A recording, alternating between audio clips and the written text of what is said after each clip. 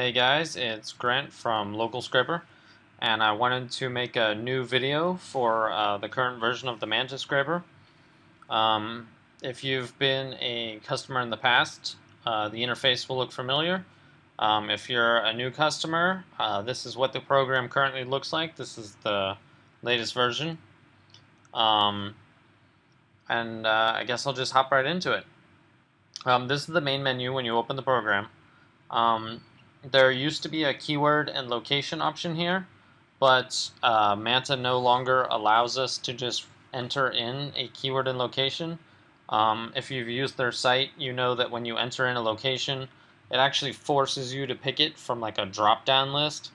So if you entered in, Miami, Florida here, and I had the robot put in Miami, Florida, and hit the enter button to search, it doesn't actually do anything. You still have to go through the drop-down and select like Miami, Florida, which is a huge hassle. So unfortunately, those have had to be removed, but it doesn't remove any functionality from the program because we still have the custom URL and the custom URL list.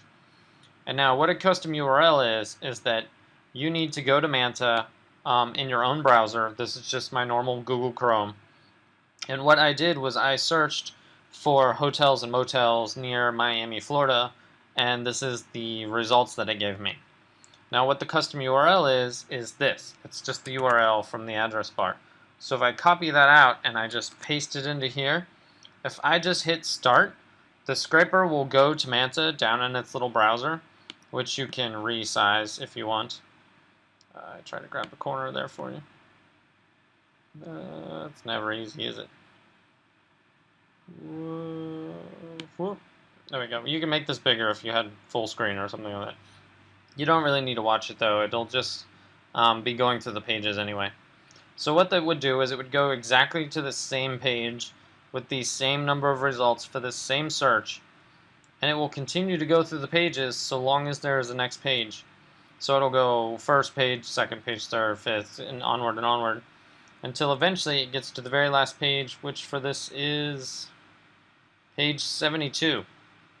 Once it gets to page 72, it will then start the second stage of the program, which will be collecting the actual business data. So like I said, to run the program for that, I would just put in this URL, I would hit start, and it would just start. It would go to it, collect everything.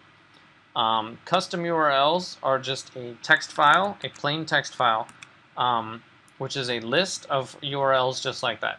So I've removed this because it can't be there. So we just have the custom URL list.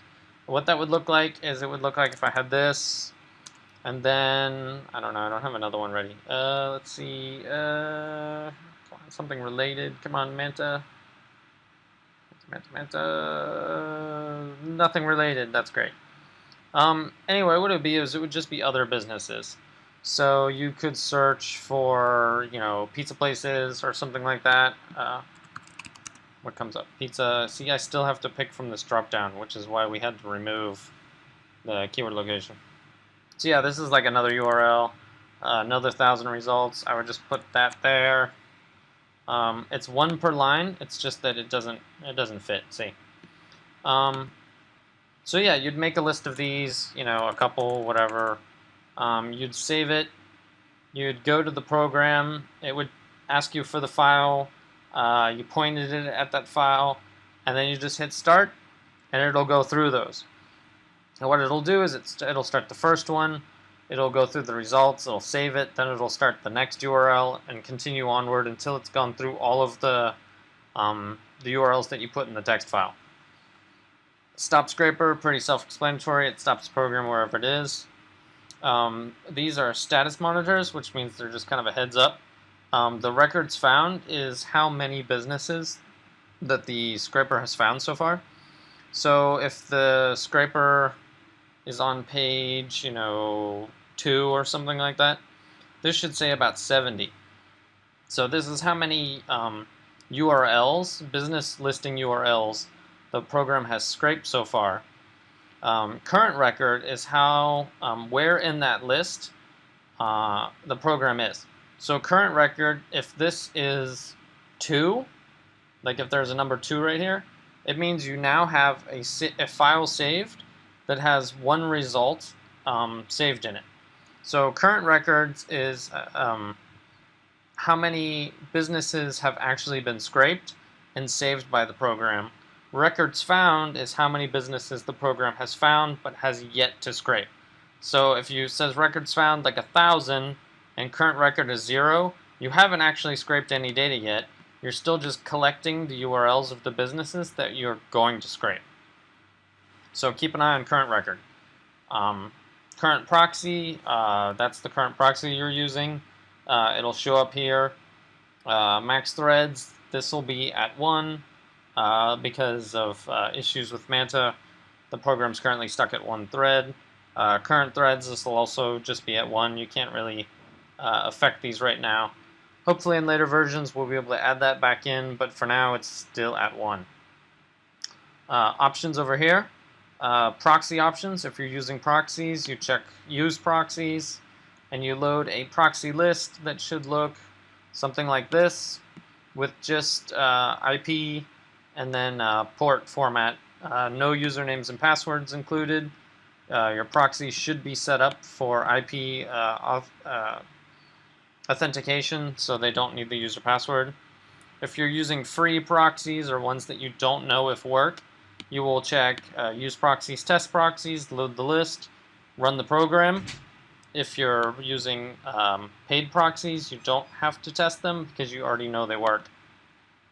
If you're using Hide My Ass, you'll want to check this box, and you'll need to have Hide My Ass already open, and you'll have to have it connected to one of your IP addresses. What you'll want to do then is you'll have a time right here, this Hide My Ass wait, is you'll want to set this for how long it takes you to normally change your IP address with Hide My Ass. So what's going to happen is you're already connected, you have this box checked. When you hit Start Scraper, it will talk to the Hide My Ass program, and it will change your current IP address to one of the random ones that you've selected. And if it takes you like 30 seconds to connect, you can put like 30, 40 in here. If you know it takes longer because the connection's a little slow, and it usually takes like a minute to connect, you can put 60 or 90 or whatever you want. If you leave this blank, it will default to 45 seconds. So obviously this would be unchecked. Check this if you're going to use Hide My Ass. At the beginning of each run, it will change your IP address. If you're using the list features, it will change your IP address for each list item at the beginning. The scraper settings up here, the wait time is how long the program will wait between page loads. So if you want to simulate that you're a human instead of a scraper, you would set this at like 10 or something like that, because a human would go to the page and they would sit and they would read the content before moving on to the next page. This is also useful if Hide My Ass is slow. If you know your connection to the VPN is a little slow to load pages, you just put something here to accommodate that. Same with proxies. If they're slow, this is what you'll do to give the pages full time to load. Like I said, threads is stuck at 1. Planning on working on that in future versions. Max listings is the max number of results you want the program to find before moving on to stage 2, where it actually saves the data. So if you set this at 100, the program will stop roughly at 100. More likely it'll stop at like 130, 150, because by the time it has 100, it's already on the next page. So it'll stop where you asked it to, but it still gets like the next page, because it only does the math at the end of each page. So that'll roughly be where you're stopping. Not exact, but a lot better than getting thousands of results when you only wanted like 10. Down here, timestamp files. This will add a timestamp to the file name.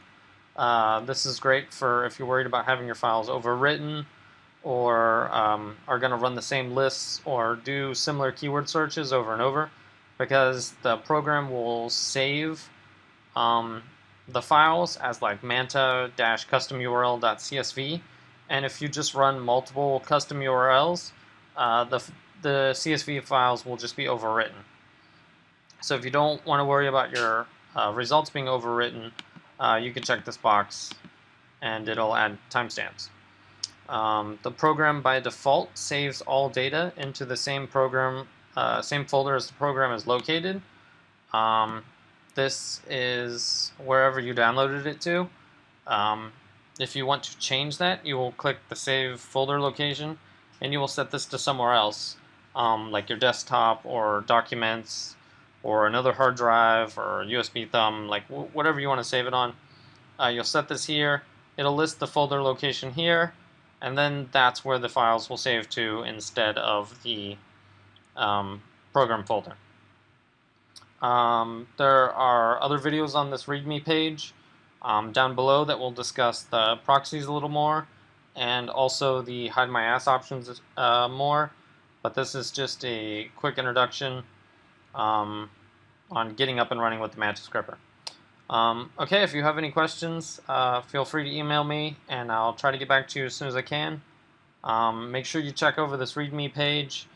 A lot of time I get emails, and the stuff they're asking is already covered on the README page, so it's kind of big, but bear with it and give it a quick scan, or use the Control F and try to find whatever it is you're looking for. If not, feel free to email, and that's it. Thank you very much, and enjoy.